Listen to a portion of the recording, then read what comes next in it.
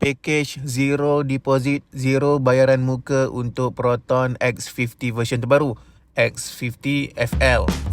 Kita faham tak semua rakyat Malaysia mampu untuk bayar 10% down payment, lingkungan 9 ke 10 ribu ringgit. Agak besar tu. Jadi kita buka package ni untuk permudahkan urusan customer bagi proses pembelian Proton X50. Kita akan bagi rebate diskaun yang besar untuk customer, dan rebate diskaun ni dah cover untuk pembayaran deposit, booking fee, road tax tahun pertama, insurans tahun pertama, down payment dan lain-lain. So, disebabkan itu, customer tak perlu bayar 1 sen pun untuk bayaran muka, bayaran deposit ataupun down payment. Ambil kereta Proton X50 anda hari ni tanpa mengeluarkan modal 1 sen pun. Bayaran bulanan, bulan-bulan berikutnya baru start bayar. Itu best dia untuk package Proton X50 mampu milik ni.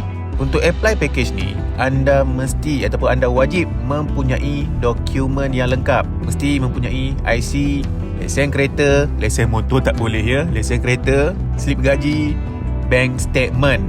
Gaji tak boleh cash, gaji mesti masuk bank. So bank statement diperlukan. Dari segi kelayakan gaji minimum berbeza mengikut 3 pilihan spek Proton X50. Proton X50 version terbaru ni mempunyai 3 pilihan spek: executive, premium dan flagship. Untuk X50 yang flagship full spec ni gaji perlu lebih tinggi lah berbanding executive dan juga premium. So untuk anda yang dah berminat untuk memiliki Proton X50 idaman ni, ini saya attach business card saya. Boleh screenshot, boleh terus WhatsApp saya atau terus call dan hubungi saya segera.